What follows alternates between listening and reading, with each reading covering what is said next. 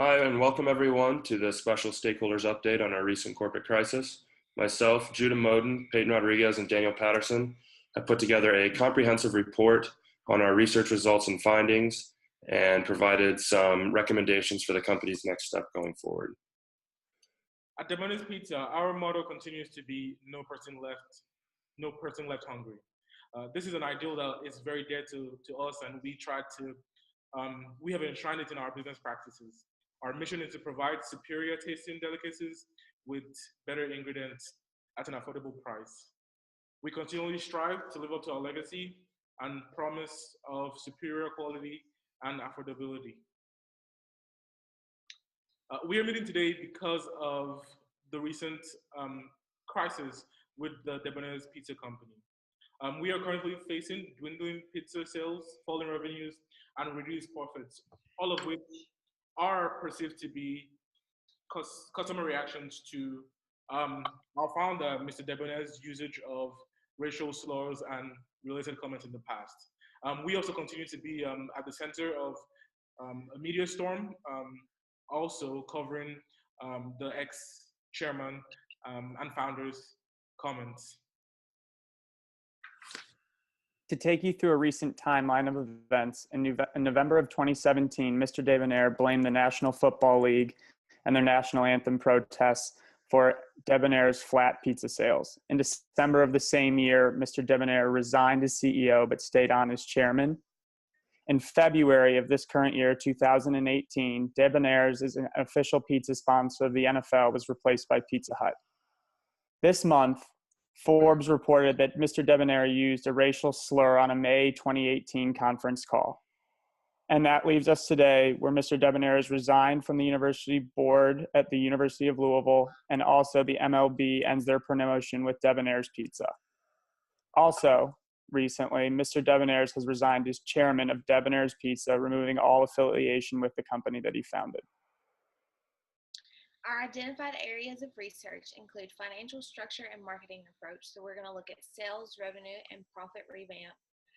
We're also looking at consumer relationship impact. So we understand that consumer response to Mr. Debonair's scandals have impacted our sales. We're also looking at our corporate culture and diversity practices. So we're going to evaluate our corporate culture and identify weaknesses in existing diversity practices. And we're also looking for new opportunities for growth. So we're going to identify new areas of growth and implementation strategies to move forward. The financial implications of Mr. Debonair's comments have been extremely damaging for the company.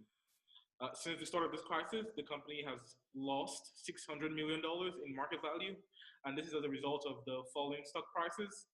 Mr. Debonair's comments did invoke investor fear and fright, which caused the company's share price to go down. In the months since the beginning of the controversy, sales have fallen 5.3%, and we have lost the NFL sponsorship. The NFL sponsorship, or the NFL partnership with Debonair's Pizza is valued at $220 million, and company data shows that this particular partnership contributes about $35 million worth of pizza sales in any given year. We have also had our shares being labeled as highly volatile. This is also coming from the falling stock price and the investor fight and fright.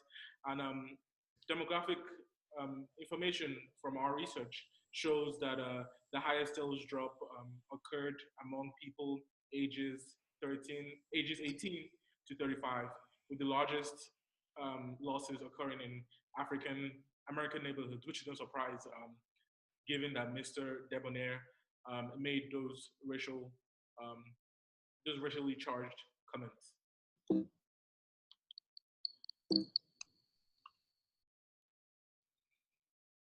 Some of the recommendations that we have come up with include separation of entities.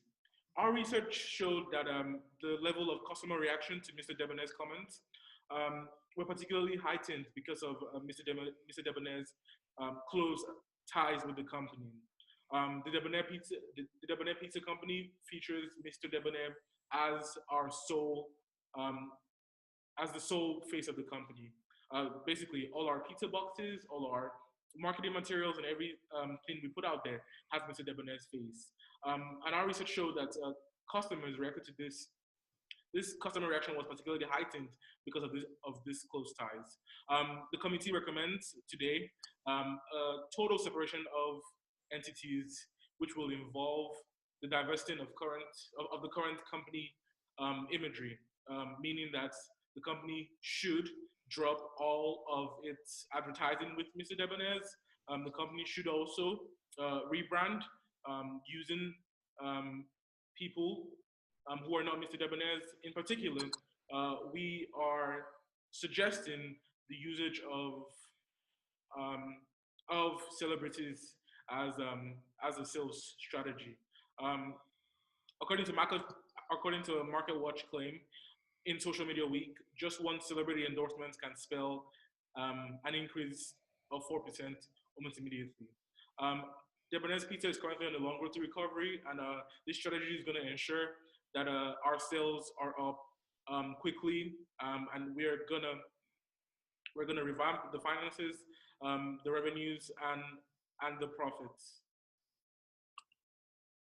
So our next step in successfully bouncing back from this crisis is to fix our corporate culture and include some more diversity in our business. Here you can see the industry average versus Debonair. The industry average for male employment is around 58%, whereas Debonair's is at 73%. Moving on to the next slide, you can compare the industry average of race and ethnicity versus Debonair's as well. Just some numbers that stick out from that. You're looking at 75% white in the industry average and 90% at Debonair's. From an ethnicity standpoint, you're also looking at 29% that identify as Hispanic Latino in the industry versus only 10 at Debonair's. So that's obviously an area that we want to focus on improving, bringing in people from all sorts of different backgrounds and making sure we're including them in our company. So the way we're going to do that is we have decided to hire a vice president of organizational diversity. Their main responsibilities will be to oversee the recruiting and hiring process, making sure that everything we're doing there is going smoothly and in a way to fix our issues and provide a better employee base. That goes with identifying flaws in our current selection processes. So sitting down with those people, seeing what they're doing wrong, what we can do better. Part of that will be moving our interviews more towards behavioral questions and work samples, just so we know that we're hiring the best people and trying to eliminate bias in our hiring process. And that goes into the new training programs for recruiters and interviewers, just making sure they know how to utilize those strategies. Furthermore, Wentling and Palmer Rivas stated that the main reason diversity does get held back is because of organizational barriers. And the number one reason for that was a fear of people that are different from the interviewer. So if we can increase diversity of the recruiters and interviewers, we can seek to mitigate that factor. And then to include an oversight committee with new incentives, just so we're reviewing the work that our recruiters and interviewers are doing, making sure they're doing a good job and providing some incentives for hiring the best work samples, the best answers to our questions, and including elements of diversity in our hiring process. So to improve our corporate culture, we want to install a company-wide diversity training program. That program would be administered by our mid-level and upper management people. They would work hand in hand with our vice president of organizational diversity. And the 4 pillars of that program would be awareness building, understanding the value of a diverse workplace, education of specific cultures, and conflict resolution in the workplace. Following the training program, we'd like all of the employees to complete a short survey, just basically outlining what they learned, things they liked, things they didn't like, just so we can evaluate our work and make sure that we're doing everything the right way. Similar to the recruiter incentive program, we want to do some managerial specific training and incentive program, making sure that our our managers are doing a good job of empowering our employees. Because if we can have a diverse employee base, we'll have the best ideas, different looks on things, and overall the best look for our company. As already mentioned, the company has seen significant decline in sales and customer support in the past few months. Moving forward, we want to increase training for all employees to ensure that our customers' needs are properly handled. According to Alexa Mangrum, the key to customer service is simple. Customers are happy when they are treated with respect and unhappy when they are not. This training may differ between the employees that work in franchise stores and employees that work in headquarters. These trainings should cover employee responses for issues that the company has dealt with in the past.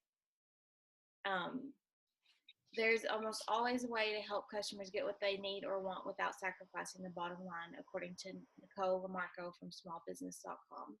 We want to make sure that our customers feel that they have been heard and appreciated when they choose to do business with us. So we want to retain customer loyalty and regain customer loyalty.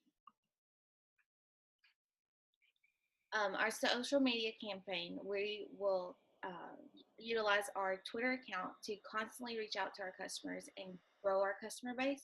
So we want to make sure that we're informed of deals that we have, what store locations are hiring, and why they should work with us, for us, and why they should be a customer for us.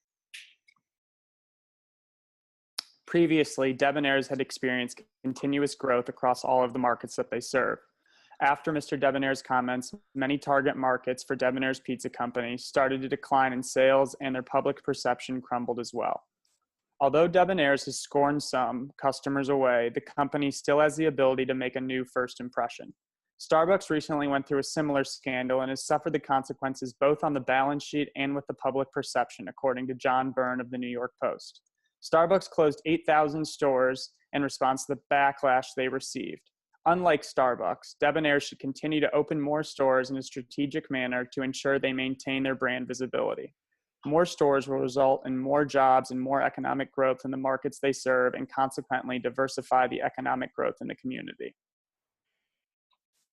According to Perry Van Overveld from Deloitte Professional Services, customer values are playing a much larger role in consumer spending across all sectors, but especially in the food and beverage industry. With that maintained brand visibility, Debonair's must also maintain their active involvement in the community outside of their delicious pizzas in order to rebuild their somewhat tarnished reputation. This brand visibility should also be in markets that have hurt them the most financially with declining sales, a signal to the market's consumers that Debonair's Pizza Company is determined to regain their prominence ethically and financially.